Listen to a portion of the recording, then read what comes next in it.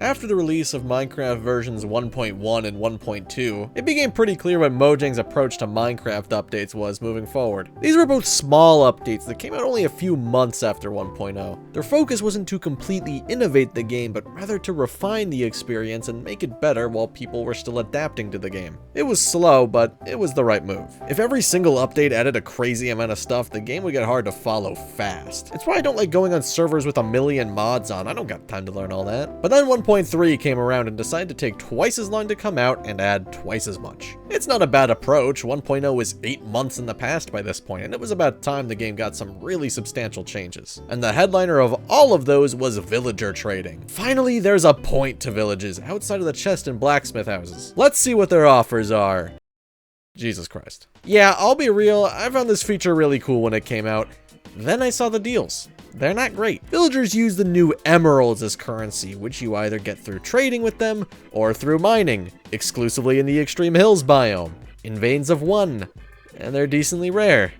This is not worth it. The same villager that wants you to give him 16 raw chicken for an emerald would ask for an emerald to give you 8 cooked chicken. These are ripoffs. Or the 3 emeralds for a shears trade, or 11 emeralds for a compass, or 5 for an iron shovel. Not all the trades are terrible. Having an option to get a saddle is nice since you can't craft them, even if it is somewhat rare for them to offer it. I don't hate these diamond armor prices either. 7 emeralds for a diamond helmet is certainly worth it if you have the resources, even though 5 diamonds is worth an emerald. These guys are scammers. I also like that you can buy Eyes of Ender. It gives an alternate way of getting to the end. Not to mention, trading has its own exclusive items. Sorta. Creative mode exclusive items like bottles of enchanting and chainmail armor are available here. Are they worth it?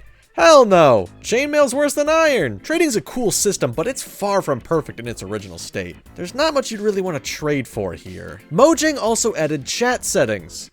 Moving on. I mentioned with 1.2 that I liked how multiple wooden plank types got added to the game, but I felt it wasn't a fully realized concept. All of the wooden crafts still appeared as oak regardless of what plank you used. 1.3 improves on that though by creating new designs for each slab and stair in the game, which is great. If you wanted birch fences though, you're kidding yourself. Oh look, a desert temple. I thought these were pretty cool. They have a unique design and contain some nice loot. It's not necessarily clear that there is loot just by looking at it, but there are chests under the main area with a definitely not suspicious pressure plate at the bottom. A lot of the loot here is just flesh and bones, but you can get some minerals here, which is absolutely worth it. Not to mention, this is the best source of TNT in the entire game. Yeah, I could make a creeper farm or something, but that takes effort. If there's one thing I didn't like about desert temples, it would be that there's really no reason to explore any other part besides the central room. I like the design, these other areas are awesome, but there's nothing but sandstone there. I got no real reason to look at this. Deserts aren't the only biome that got a temple though, jungles got the same thing. The loot here is not as good and they're harder to find because jungles are rarer than deserts in general, but there's no harm in exploring these because you can get some cool stuff. This one has traps too, these ones activated by tripwire, which is also new, but they're just arrows so it's not a big deal. Then there's this area with the switches. I'll be real with you, I have no idea what kind of puzzle this is, and I don't think I've ever done it. I just mined through it to get the chest. Wait,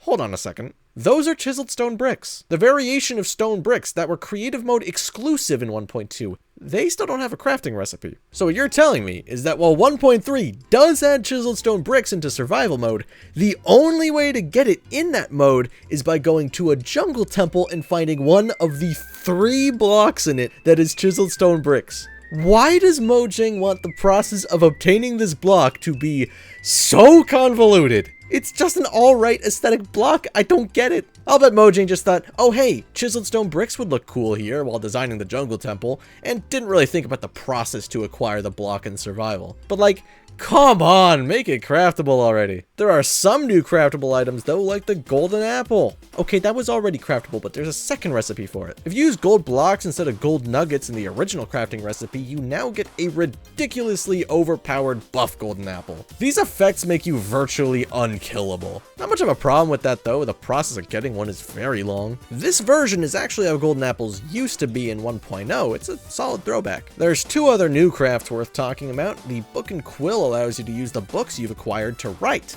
I used to use this all the time back in the day. I love just writing stuff on servers or on maps. It allowed me to use my imagination a lot more and put more character into the worlds I was making. Ender chests, on the other hand, are more of a practical item. It's like a regular chest, but its contents are always the same. Your ender chest on one end of the world is always going to be the same as the ender chest on the other, so it's very useful for item transportation. It's a bit annoying to get since it requires 8 obsidian and an Eye of Ender.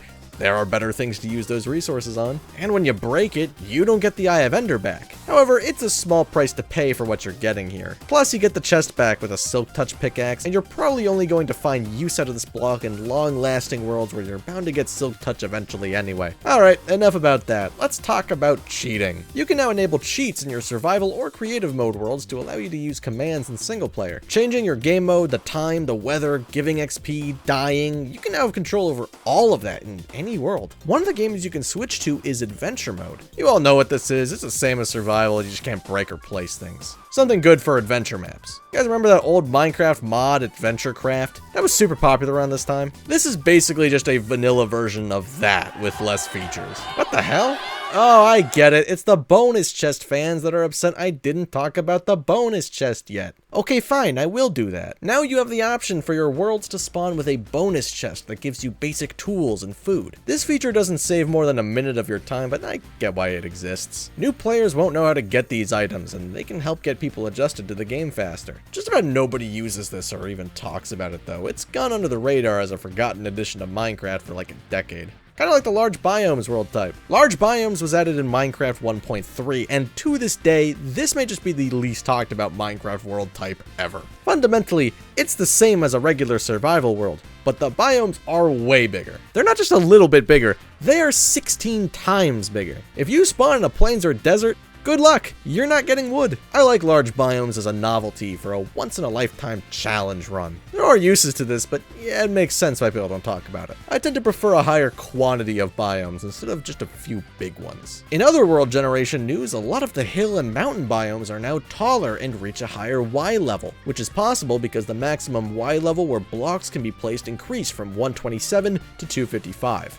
That last part was done in 1.2, I forgot to mention it, script writing is hard. Let's just go through a few minor things before wrapping this part up. Cauldrons now get filled in the rain, which is just a neat atmospheric touch. The bookcraft now requires leather. Thank God, every time I play one of these updates, the old bookcraft throws me for a loop. Level 50 enchants have been removed, and now the maximum is level 30, which made enchanting a whole lot better. Netherwort can be grown outside of the nether, which is convenient, and pigs always drop pork now too. This was one of those wonky things I complained about with older versions, because it just seemed weird that you weren't guaranteed pork from a pig. But the best quality of life addition in the entire update is the revised creative mode inventory. It's now organized and has gotten so much easier to use. This is especially true with the search section, which allows me to type in the item I want as opposed to scrolling through a bunch of options. Way better than it was in 1.2. Hey guys, so I had this whole thing scripted already and planned out, and then I realized I forgot something. Like, literally one of the best features of the whole update. Ores and smelting now give XP, meaning that you don't have to kill mobs in order to get XP. This is a really, really good addition, although I don't think it changes my conclusion too much. Have a good day. Now, through doing research and experiencing 1.3, an update I thought I would really like, I ended up being a bit more conflicted than I expected.